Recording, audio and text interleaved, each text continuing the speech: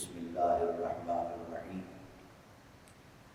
اللہ نور السماوات والارض مثل نورہ کمشکاۃ فیہا مصباح المصباح فی زجاجہ الزجاجہ کأنہا کوکب درّی یوقد من شجرۃ مبارکۃ زیتونۃ لا شرقیۃ ولا غربیہ یکاد زیتها یضیء ولو لم تمسسه نار نور علی نور یہدی اللہ لنورہ من یشاء ویضرب اللہ الامثال للناس لعلهم یتذکرون صدق اللہ مولانا العظیم وبلغنا رسوله النبی العظیم الرؤوف الرحیم ان اللہ وملائکتہ یصلون علی النبی یا ایھا الذین آمنوا صلوا علیہ وسلموا تسلیما اللهم صل علی سیدنا مولانا محمد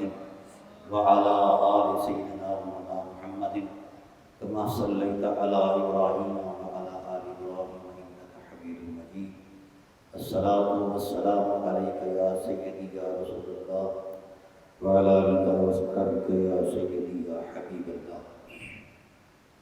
حمد و صلاۃ کے بعد انتہائی واجب القدر حاضرین ناظرین، بحمد اللہ تعالی ہماری سلسلہ وار گفتگو قرآن اور حسین بقائے دین کا راز ہے،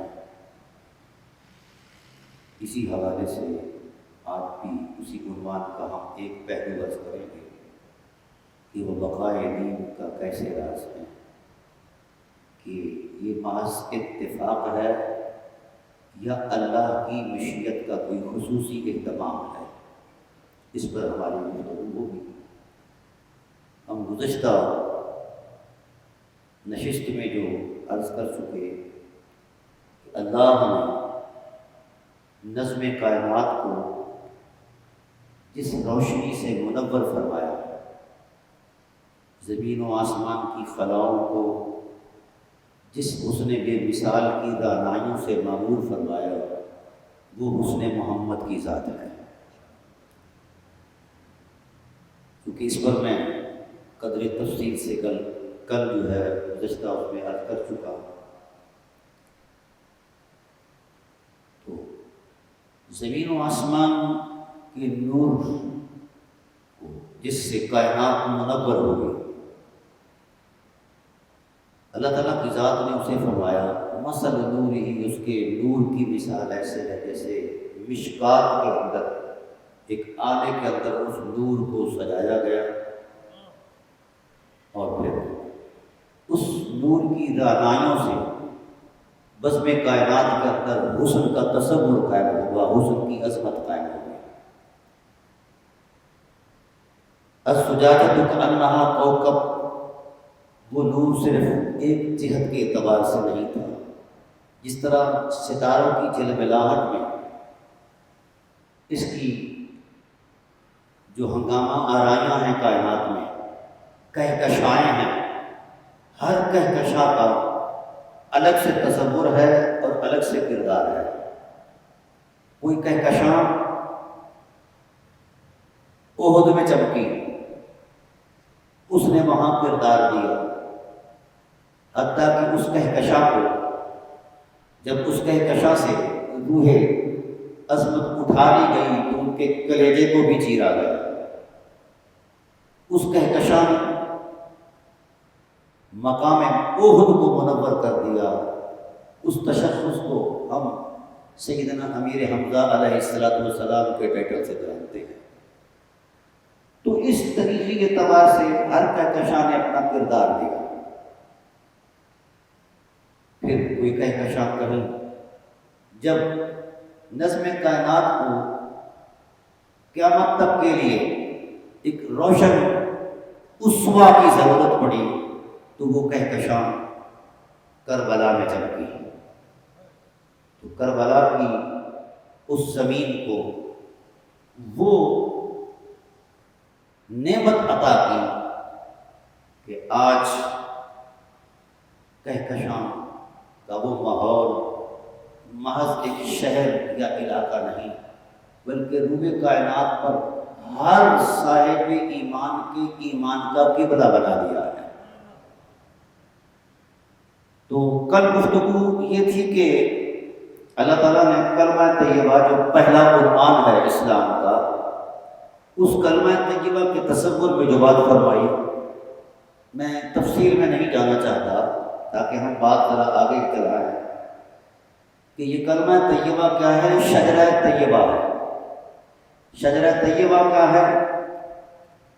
اصلھا ثابت، جن کی جڑ بڑی مضبوط ہے۔ وفرعھا فی السماء، آسمان کی چھت کو اس کی شاخوں نے سجا رکھا ہے، بھر دیا ہے۔ تؤتی اکلھا کل حین، یہ وقت کے تصورات سے بھی پہلے فیض بار تھا اور وقت کے تعینات کے بعد بھی یہ فیض بار ہے۔ اب ہم نے اس درخت کی جو ظاہری کمیت تھی اس پر تو ہم نے گفتگو کر لی ہے کہ وہ درخت کا جو تصور کلمے کی عظمت میں دیا جا رہا تھا وہ ذات محمد ہے، زہرا شاخیں ہیں، علی شاخیں ہیں، زہرا شگوفے ہیں، حسنین پھل ہیں، اور اہل محبت جو ہیں اس کے پتے ہیں وغیرہ۔ اس درخت جس کے پیکر عصمت میں ساری عظمتیں مربوط اور مضبوط تھیں، بالآخر یہ درخت اپنے وجود کے اعتبار سے کہاں قوام پذیر تھا۔ تو آپ جانتے ہیں قرآن نے کہا اصلھا ثابت،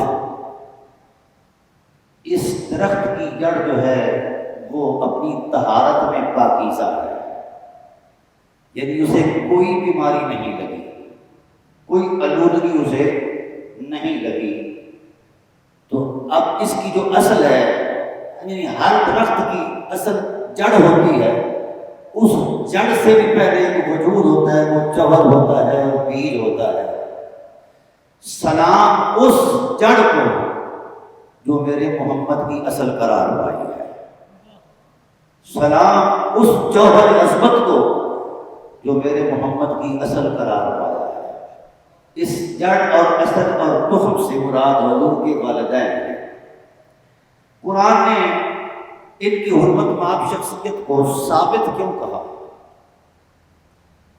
ثابت کیوں کہا؟ اس لیے کہا کہ ان کے کردار کی طہارت نے نبوت کو طاقت بخشی ہے۔ تو میں اس لیے ہلکا سا آپ کو پس منظر میں لے گیا تاکہ حسین علیہ السلام کی حرمت جو ہے، معرفت جو ہے، وہ جلدی سمجھ میں آ جائے کہ یہ محض فطرت کا ایک تصور نہیں، اللہ کی مشیت کا خصوصی اہتمام ہے۔ اور اللہ تعالیٰ کی ذات والا نے حضور علیہ السلام کے والدین کریمین سے لے کر حضرت آدم علیہ السلام تک، حضرت حوا تک ایک نسل عظمت کو اس طہارت اور اعلیٰ اخلاق کی حرمت بخشی ہے جہاں حرمتیں اپنے وجود کی بھیک مانگتی ہیں، اور اس کو ایک خاص تصور میں پیش کیا۔ اللہ تعالیٰ فرماتے ان اللہ اصطفیٰ آدم و نوحا، اللہ نے شان مصطفیت بخشی کس کو؟ نوح، آدم کو، نوح کو، ابراہیم کو، اسماعیل کو۔ جب یہ شان بخشی، کیوں بخشی؟ تو اللہ تعالیٰ نے اس کی وجہ بیان فرمائی کہ ہم نے جس پیکر خاکی کو اس اہل سمجھا کہ یہ میرے حسن مطلق کے شاہکار کی حرمت میں ایک کردار ہے، اس کے اخلاق اور کردار کی عظمت اور عصمت اور تقدس اتنا بلند ہو کہ کائنات کی کوئی باریک سے باریک نظر بھی اس کے کردار کی شفاف چادر پر کوئی داغ محسوس نہ کر سکے، کیونکہ اس تسلسل نے ایک گواہی بننا تھی، کس کی؟ رسالت کی، اور رسالت نے جس تصور کی گواہی دی ہے وہ بہت بڑا تصور ہے۔ تو اللہ تعالیٰ نے اس بات پر یہ ارشاد فرمایا ان اللہ اصطفیٰ آدم، ہم نے آدم کو مصطفیٰ بنایا، پھر نوح کو مصطفیٰ بنایا۔ کل بھی میں نے کہا تھا کہ مصطفیت جو ہے یہ قرب و حضور سمدیت میں ایک اعلیٰ مقام ہے۔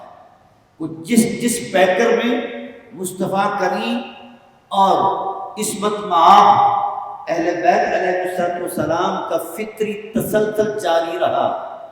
اللہ نے ان نفوس قدسیہ کو پہلے طہارتوں کے نور سے سجایا، پھر سجدوں کے سرور سے سجایا، پھر اپنی نگاہوں کا پہرا لگا دیا تاکہ من الاقدار والوساوس، شیطان کا کسی وجود کو چھونا تو دور کی بات ہے، وسوسہ خیال بھی وہاں سے نہ گزر پائے۔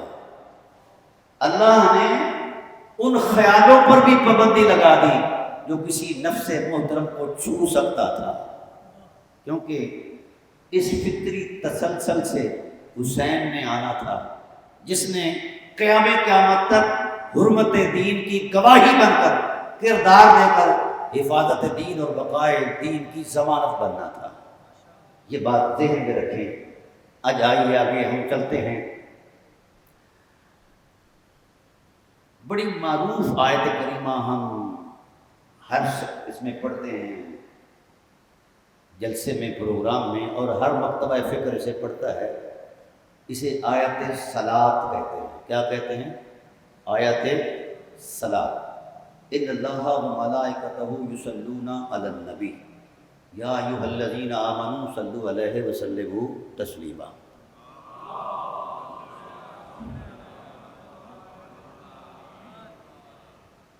اس کا نزول کیوں ہوا؟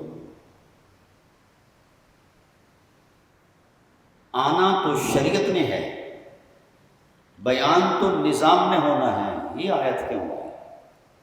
اس کا فلسفہ قرآن نے بیان فرمایا کہ جس ذات نے نظام حیات کو رونق حرمت بخشنی ہے، وہ ذات اپنی شفافیت اور حرمت کردار میں اتنی بلند ہے کہ میرا قرآن اس کی تصدیق کرتے ہوئے کہتا ہے انک لعلی خلق عظیم۔ وہ صاحب خلق عظیم ہے جو صاحب اسوہ ہے، جس نے کائنات بھر کے باسیوں کو حرمت اخلاق سے آشنا کرنا تھا، اور حرمت اخلاق ہی کائنات کی بقا کا راز ہے۔ جن قوموں کے اخلاق بہتر ہیں وہ قومیں آج بھی منظر عام پر بطور نصیحت پیش کی جاتی ہیں۔ اب آئیے ہم اس کا تھوڑا سا علمی جائزہ لیتے ہیں تاکہ ہمیں معرفت نصیب ہو جائے حسین کی۔ ہم نے حسین کو مذہب کے تصور میں صرف اتنا دیکھا کہ یہ سبط رسول ہے، عقیدے کے تصور میں دیکھا کہ یہ اہل بیت ہے، کردار کی عظمت میں دیکھا کہ یہ شہید کربلا ہے۔ حسین ان تصورات سے بلند ہے۔ آج میری گفتگو جو ہے ذرا اس زاویہ نظر سے سننا ہے، خالی الذہن ہو کر۔ جہاں تک ہم نے سوچا سمجھا، تحت شعور میں بات آئی، حسین ان حوالوں سے بلند ہے۔ کتنا بلند ہے؟ آئیے ہم قرآن سے پوچھتے ہیں۔ میں اس لیے معرفت پیش کر رہا ہوں تاکہ ہم یہ نہ سمجھیں کہ ہم صرف عقیدت سے سرشار ہو کر آئے اور ثواب لے کر گئے۔ ہمیں ایک ایسا عرفان نصیب ہو کہ ہمارے روح کے انگ انگ سے، وجود کے ہر احساس سے جب بھی کوئی اظہار محبت ہو تو اس کے سامنے ذات حسین کی بلائے محبت ہو۔ ان اللہ وملائکتہ یصلون علی النبی، یقیناً اللہ اس کے فرشتے صلاۃ بھیجتے ہیں نبی پر۔ یہ آیت اترتی ہے تو اصحاب رسول علیہ الرضوان عرض کرتے ہیں کہ جہاں پناہ عالم، سلام اور صلاۃ دو حکم ہیں۔ سلام کا طریقہ ہمیں معلوم ہے، علمنا الصلاۃ، ہمیں صلاۃ سکھا دیجیے۔ صلاۃ، اس کا مطلب یہ ہے کہ اگرچہ وہ اہل عرب تھے، اہل زباں تھے، تو ان کے نظر و فکر اور شعور کی پرواز سے معنی صلاۃ کہیں بلند تھا، اس لیے صاحب وحی سے سوال کرتے ہیں کہ آقا ہمیں صلاۃ کا مضمون اور مفہوم بتا دیجیے۔ تو حدیث کے الفاظ ہیں فلبث ملیہ، رسول صلاۃ کا معنی بیان کرتے ہوئے خاموش ہو گئے۔ اب میں ان کے سامنے معنی صلاۃ کی حکمت کو کیسے بیان کروں؟ کچھ دیر خاموش رہے، پھر حضور فرماتے ہیں فَأَوْحَى اللَّهُ إِلَيَّ، اللہ نے معنی صلاۃ میرے دل پر وحی فرمایا، اور کیا کہا کہ میرے حبیب آپ پر آپ کے غلاموں نے، صادق اور مصدوق غلاموں نے آپ پر یہ سوال کیا ہے کہ صلاۃ کیا ہے ہمیں سکھا دیجئے، تو ان سے کہہ دیجئے تم میں بڑے بڑے زعیم قسم کے عالم ہیں، تم میں بڑے بڑے فقیر بھی ہیں، تم میں بڑے بڑے مفسر بھی ہیں، بڑی بڑی معرفت کے رکھنے والے شناور بھی ہیں، دانشور بھی ہیں، سب کچھ ہونے کے باوجود بھی تم مرتبہ صلاۃ تک نہیں پہنچ سکتے، اس لیے یہ مرتبہ ہی اتنا بلند و بالا ہے، اسے یا خدا جانتا ہے یا مصطفیٰ جانتے ہیں۔ تمہارے لیے کیا ضروری ہے اس ادائیگی حکم کے تصور میں، تمہارے لیے کیا ضروری ہے؟ محبوب ان سے کہو قولوا اللہم صلی علی محمد، یہ اللہ کی بارگاہ میں کہیں کہ اللہ تو بھیج اپنی شایان شان صلاۃ، تو بھیجا تو کرتا تھا اپنے رسول پر، لیکن ہماری استدعا، ہمیں جو حکم دیا گیا کہ ہم بھی بھیجیں، ہم میں وہ ہماری فکر، سوچ، شعور اور ہمارے علم کے جغرافیے میں معنی صلاۃ کا احاطہ نہیں ہو سکتا، تو اس پر ہمارا ایمان ہے، جہاں سے ہمارے آواز ختم ہو جاتے ہیں تیری حکمتوں کا آغاز وہاں سے ہوتا ہے، لہذا ہماری بساط نہیں کہ ہم پیش کر سکیں دربار رسالت میں نذرانہ صلاۃ، لہذا قولوا اللہم صلی علی، اے حبیب ان سے کہو کہ یہ خدا سے کہیں۔ اس کا مطلب یہ ہے کہ مرتبہ صلاۃ کوئی ایسی حقیقت تھی جو صحابہ، اب جو بات آپ سے کہنے والی ہے وہ بڑی نفیس ہے، ہم نے معرفت حسین کی طرف جانا ہے۔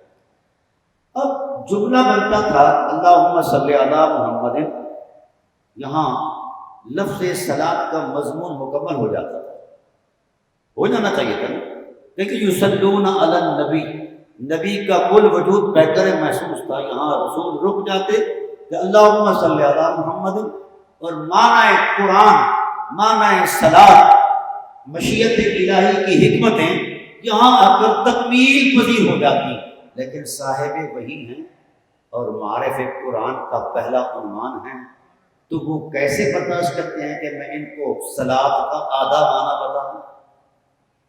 آپ نے ارشاد فرمایا قولوا اللہم صلی علی محمد وعلی آل محمد۔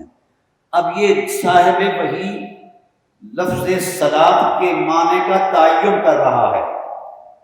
آپ قرآن کی تفسیریں پڑھیں گے، جس بھی نقطہ نظر کے احباب کے حوالے سے پڑھیں گے، کوئی صحابی کا قول پیش کرے گا، کوئی تابعی کا قول پیش کرے گا، کسی حوالے سے، یہ وہ واحد آیت ہے جس کے معنی کا تعین خود زبان رسالت نے بیان فرمایا ہے۔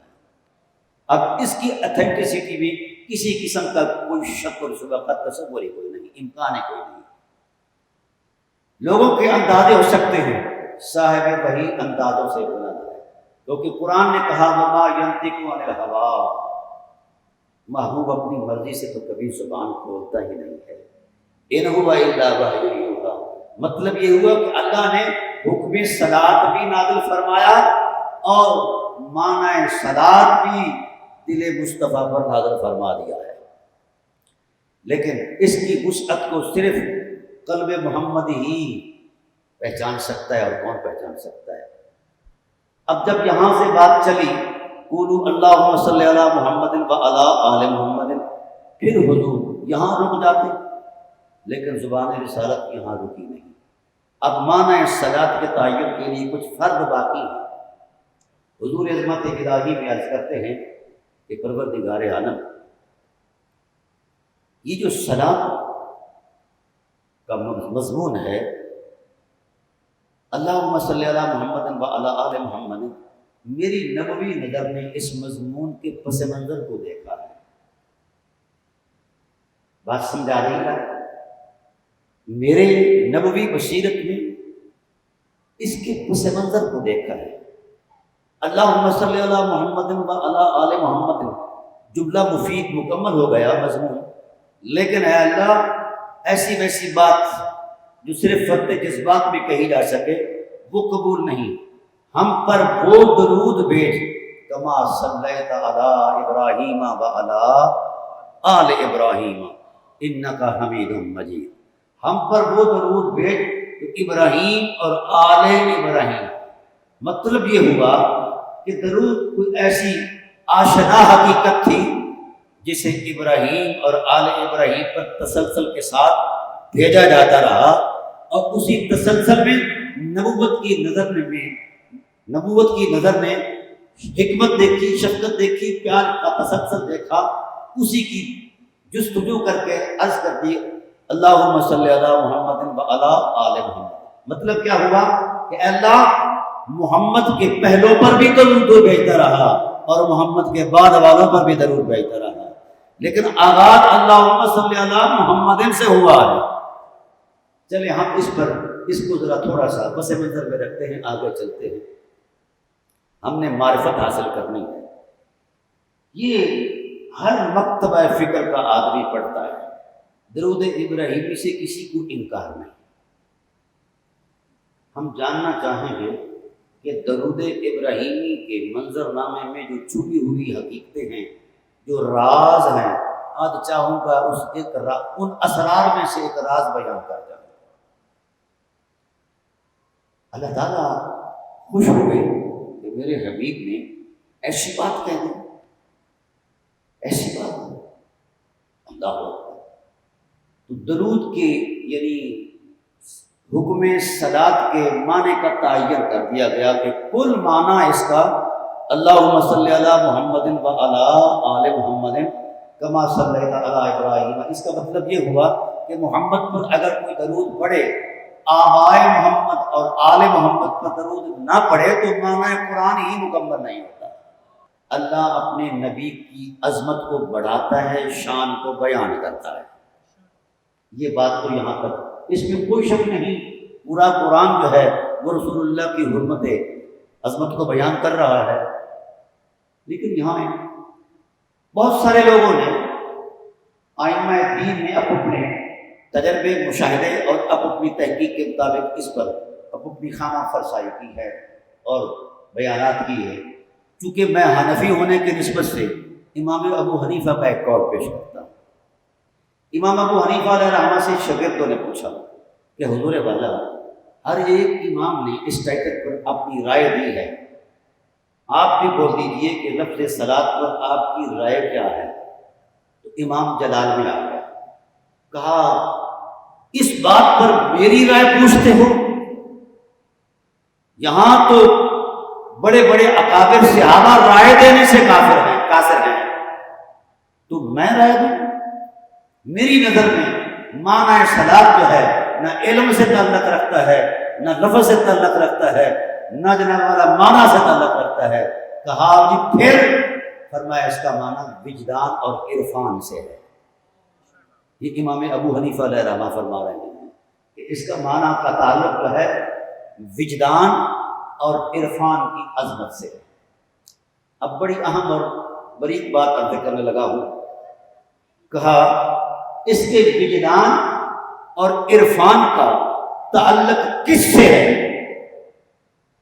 ذہن سے ہے، خیالات سے ہے، مطالعے کی گہرائی سے ہے؟ کہا کسی چیز سے اس کا تعلق نہیں، اس کا تعلق ادب سے ہے۔ اس کا تعلق کس سے ہے؟ ادب سے ہے۔ کہا استاد جی ادب کی صورت کیا ہے؟ فرمایا جب تک کسی بھی شخص صاحب ایمان کا قلب و روح جھک نہیں جاتا محمد اور آل محمد کے ادب میں، تب تک اس کے ظرف قلب کے ظرف کے اندر اس کی کوئی نورانی حرمت پیدا نہیں ہوتی۔ پھر شاگردوں نے ایک اور سوال کر دیا کہ صاحب مہربان، آپ امام الائمہ ہیں اور حنفیوں کے تو آپ ویسے ہی مبتدا ہیں، تو آپ نے بھی اس پر غور کیا؟ آپ پھر تڑپ اٹھے۔ فرمایا یہ غور و فکر سے متعلق کی چیز نہیں، یہ ہے جتنا کوئی ادب و نیاز میں رسول اور آل رسول کے ادب و نیاز میں کوئی جتنا گہرا غوطہ لگائے گا اس کو اس کا عرفان اتنا ہی عطا ہوگا۔ تو پھر شاگردوں نے سوال کیا کہ حضور آپ نے بھی غوطہ لگایا؟ فرمایا آل رسول پر تن من دھن میرا سب کچھ قربان ہے، تو میں نے ایک مرتبہ یہ کوشش کی کہ جاؤں اس کی تہ تک، بڑی ساری گہرائی میں چلا گیا، ایک مقام پر جا کر رک گیا کیونکہ اس سے آگے میرا مقام نہیں تھا۔ تو مجھے حضور عظمت الہی سے آواز آئی، اے نعمان بن ثابت ابو حنیفہ، معنی صلاۃ تو کو سمجھ نہیں آیا ہے؟ تو رک جا، تیرا مقام صرف یہاں تک ہے، یہاں تک ہے، اور جہاں تک تو آ گیا ہے ادب و نیاز کی عظمت پہ، تو ہم تیری قلب و روح پر اس کا معنی القاء کرتے ہیں۔ تو اللہ نے اپنی شایان شان امام ابو حنیفہ علیہ رحمہ کی ذات پر معنی صلاۃ کا حسب استطاعت، جو ان کی استطاعت تھی، اللہ نے حسب حکمت ان پر وہ معنی صلاۃ القاء کیا۔ بھئی آسمان پر چمکنے والا سورج 1000 سال تک کسی پتھر پر توجہ کرے، اعتنا کرے، فوکس کرے، تو پھر اس کی کثافت ختم ہو جاتی ہے اور لطافت پیدا ہو جاتی ہے۔ تو ناظرین کرام، سامعین محترم، طے یہ ہوگا کہ اس آسمان کو روشنی، آسمان پر چمکنے والے سورج کو روشنی کس نے بخشی ہے؟ اگر یہ مخلوق کسی پر نگاہ کرے، متوجہ رہے، تو وہ پتھر کی کثافت ختم ہو کر نورانی لطافت کا لباس پہن لیتا ہے۔ تو جو اس سورج کا بھی خالق ہے، جسے لا شریک کہا جاتا ہے، تو وہ 1000 سال کا دورانیہ نہیں، جب سے وہ خدا ہے، جب تک اس کی خدائی کا تصور ہے، اس کی عظمت جب کب تک کے تصور سے ہی بلند بالا ہے۔ تو جب وہ اعتنا کر رہا ہے وجود محمد پر اور آل محمد پر، بتاؤ ان وجودوں میں کتنی لطافت پیدا ہو گئی ہوگی۔ یہ ایک سائنسی مثال بھی ہے، میں عرض کروں گا انشاءاللہ۔ جب سورج کا خالق متوجہ رہے، کہیں اور اس کی نگاہ ادھر ادھر نہ ہو، تو پھر اس کی نگاہ میں اللہ تعالیٰ کے حبیب نے اس کی نگاہ کا ایک فیضان بتایا، فرمایا جس شخص پر خدا ایک مرتبہ شفقت کی نظر سے دیکھ لے، اس پر جہنم حرام۔ بھائی جس پر ایک لمحہ کے لیے اس کی نظر رحمت پڑ جائے، جہنم حرام۔ اور جن وجودوں سے اس کی نظر ہٹی نہیں ہے، کب سے اس کی نگاہوں تک کا تقدس ادھر متوجہ ہے۔ اب سورج کی نگاہ پتھر میں لطافت پیدا کر سکتی ہے، تو خدا کی نگاہ کا ہر لمحہ نئی شان کے ساتھ ہوتا ہے، نئے انداز کے ساتھ ہوتا ہے۔ تو کیا عصمت پیچھے رہ گئی ہے؟ ابھی ان وجودوں میں ہم عصمت ماننے کے لیے پریشان ہیں کہ یار عصمت ہے کہ نہیں ہے۔ او بھائی، عصمت تو ان کے حرم کا طواف کرتی ہے۔ یہ مذہب بہت چھوٹے ہیں۔ اچھا، اب میں اس جملے کی جو قرآن پاک کے اندر ہے، اس کی علمی تکوین پر عرض کرنا چاہتا ہوں۔ یہ لفظ ان اللہ و ملائکتہ یصلون علی النبی، لفظ انا سے شروع ہوا، اور انا جو ہے یہ توثیق اور تحقیق کے لیے آتا ہے کہ اس میں کوئی شک والی بات نہیں۔ اللہ ویسے بھی بات کرے تو بھی اس میں کوئی شک نہیں۔ تو یہاں تاکید فرمائی کہ اس بات میں شک کرنے والا دونوں جہانوں میں مردود قرار پائے گا۔ قرآن میں جتنی مرتبہ لفظ دین آیا ہے، اس سے اعمال کا تصور نہیں ہے، عقیدے کا تصور ہے۔ تو رسول نے یہ طے کر دیا، حسین شخصیت نہیں، حسین فرد فطرت نہیں، آقا کیا ہے؟ فرمایا حسین دین ہے، اسلام کے عقیدے کی پہلی اکائی ہے۔ جس عقیدے میں بطور عنوان عقیدہ پہلی اکائی کے طور پر حسین چمک رہا ہوگا، وہ دل کیا ہوں گے؟ وہ اللہ کا عرش ہوں گے۔ تو حسین کو عقیدہ سمجھو، ہم نے صرف سبت رسول سمجھا ہے۔ اس لیے میں ان چیزوں کی آگاہی دے رہا ہوں، جب تک امت مصطفیٰ کو معرفت حسین نہیں آتی، تب تک کیا ہے، نہ ہمیں نجات ملتی ہے اور نہ ہمیں راہ حق میسر آئے گا۔ تو حسین پر بحث نہیں ہے، عقیدے کا جتنا بھی تصور قرآن میں دیا گیا ہے اس پر بحث نہیں۔ دو چیزوں پر قرآن نے کہا کہ غور کرو، کائنات کے اندر جو نوامی سے قدرت ہے اس پر غور کرو، تاکہ خدا کی شان خلقیت جو ہے، خالقیت جو ہے، اس کا یقین ہو۔ نوامی سے قدرت میں غور کرو، اور قرآن کی آیات میں بھی غور کرو۔ افلا یتدبرون القرآن، آیات میں بھی غور، کائنات میں بھی غور۔ جب مرتبہ محمد آئے اور مرتبہ آل محمد آئے، اب وہی غور حرام ہو جایا کرتا ہے۔ تو عقیدوں پر بحث نہیں ہے، بس لا الہ الا اللہ پر آپ کیا بحث کریں گے؟ وہ عقیدہ ہی نہیں جو زیر بحث ہو جائے۔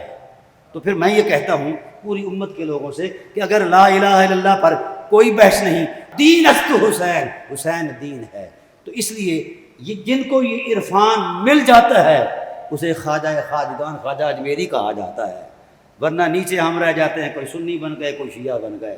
اس ڈرامے سے باہر آؤ، اس کے اندر کچھ بھی نہیں رکھا۔ جب آپ کو یقین نہیں آتا، مثلا انہوں نے پھر راز کھول دیا، دین است حسین، دین پناہ است حسین، کہا ہے نا، پھر کہا اسی آیت کے ضمن میں تفسیر میں یہ بات کہی، دین پناہ است حسین۔ اگلی بات جو ہے، سر داد نہ داد، دست در دست یزید، سر دیا مگر ہاتھ، کیونکہ پلید کے ہاتھ میں پاک ہاتھ نہیں جا سکتا، یہ تو عادت کے خلاف ہے۔ اگلی بات کہہ کے میرے ذہن کو تھکا دیا، کہا سر داد نہ داد، دست در دست یزید، حقا کے بنائے لا الہ است حسین، حسین لا الہ تو نہیں ہے مگر لا الہ کی طاقت کا نام حسین ہے، بنائے لا الہ ہے۔ تو جب بنا ہٹ جائے تو پھر کیا رہ جاتا ہے؟ اس لیے آج عالم کفر میرے آئٹم بم سے نہیں ڈرتا، عالم کفر میرے خیالوں کی توانائی سے نہیں ڈرتا، میری افرادی قوت سے نہیں ڈرتا، میری مال کی فراوانی سے نہیں ڈرتا۔ کفر کیوں ڈرتا ہے؟ کہ ان کے پیچھے ایک جذبہ بیدار ہے جسے حسین کہتے ہیں۔ آج اگر ان کی سیرت ان کے کرداروں میں زندہ ہو گئی تو پھر کربلا اگر لگی تو پھر شکست جو ہے کفر کا مقدر ہے۔ تو دوستان محترم دیکھیے نا، کوئی حاجی وہ 8 دن مدینے میں رہیں، کتنے؟ 8 دن، جب بچھڑنے لگتے ہیں تو دھاڑے مار کر روتے ہیں، ایسا ہے نا کہ یا رسول اللہ مدینے سے بچھڑ رہے ہیں، دوبارہ حاضری کی توفیق ہو، دعائیں مانگتے ہیں۔ تو جو مدینے میں 8 دن کے لیے جائے وہ مدینے سے بچھڑتے ہوئے دھاڑے مار کر روئے، اور جو پیدا مدینے میں ہوا ہے، جس کی جوانی مدینے میں آئی ہے، جس کا رانا فطری تصور مدینے میں آیا ہے، جس کی پرورش مدینے میں آئی ہے، پھر مدینے کے کسی گمنام نکر میں نہیں، کونے میں نہیں، جس کی پرورش کا محل سینہ محمد ہو اور زبان رسالت کے لعاب دہن کی حرمتیں ہوں، اور جس کی تربیت، جس کی پرورش کے اندر زہرا کا خون ہو، زہرا کا دودھ ہو، تو پھر ایسے بندے کا، یعنی جس کا خمیر مدینے سے ہو، پھر اس کو جب مدینہ بچھڑتے ہوئے جب وقت لگا ہوگا تو بتائیے اس وقت ان کی کیفیت کیا ہوگی۔ کل میں نے تھوڑا سا ذکر کیا تھا کہ دوستان محترم یاد رکھنے کی بات یہ ہے کہ ہم صرف واقعاتی تصور میں مذہبی اعتبار سے یہ سنتے ہیں، کاش کبھی ہم اس روح فرسا منزل کے میں اتر جائیں تو پھر اندازہ ہو جائے گا کہ غم حسین کیا ہے، پھر اندازہ ہو جائے گا کہ مصائب کیا ہیں، پھر اندازہ ہو جائے گا لمحہ بلمحہ مدینے کو جس انداز میں چھوڑا، یہ تو آپ پر واضح ہو چکا ہے۔ قبر رسول پر گئے تو وہاں رسول اللہ صلی اللہ علیہ وآلہ وسلم کی قبر جو ہے اس کے اندر بھی کیفیت طاری ہو گئی کہ مجھ سے میرا جگر جو ہے یہ جدا ہو رہا ہے۔ پھر اماں کی قبر پر گئے، پھر جناب امام حسن کی قبر پر گئے تو وہاں جو اس وقت غم و اندوہ کے جو پہاڑ قلب حسین پر گزرے ہوں گے، کوئی اس حقیقت کا اندازہ کر سکتا ہے؟ ہمارے پاس صرف ذوق کے چند آنسو ہیں یا گفتگو کے کچھ لفظ ہیں۔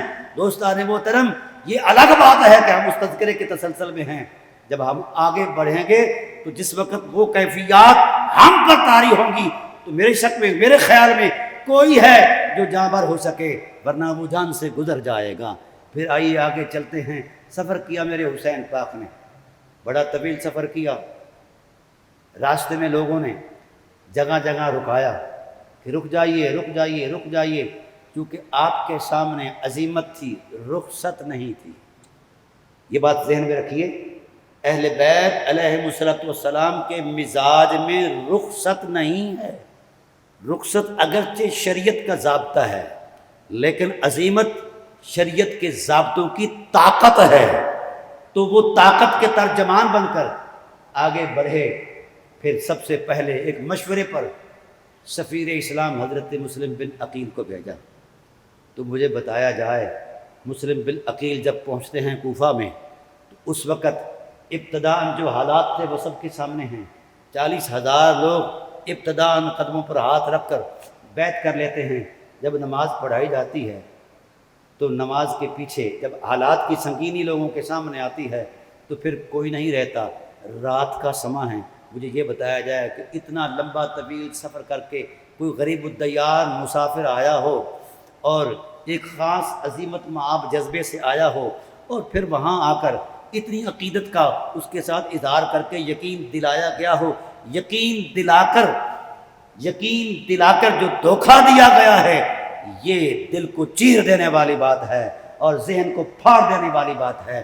اور پھر جس وقت امام مسلم علیہ السلام کی ذات نے پیچھے دیکھا تو کوئی بھی نہیں، تو پھر ایک مسافر ہیں اور پھر گلیوں میں گئے کہ کوئی تو ہوگا جو مجھے اپنے گھر میں ٹھکانہ دے گا، کئی دنوں سے بھوک ہے، پیاس ہے، یہ غم کے پہاڑ ہیں، لیکن کسی بھی شخص نے کوفہ میں دروازہ نہیں کھولا، باوجود اس کے کہ یہ اہل بیت ہیں، باوجود اس کے کہ یہ سفیر حسین ہیں، باوجود اس کے کہ حسین نے ان کو بھیجا ہے اور حسین کے لیے ہم نے اپنی نیک خواہشات بھیجی تھی، اس کے جواب میں حسین نے ان کو بھیجا ہے، لیکن روح تڑپ جاتی ہے کہ ایک وقت میں اتنے ہزار جانیں قربان کرنے کے لیے عہد کر رہے ہیں اور دوسرے وقت میں کوئی دروازہ نہیں کھولتا۔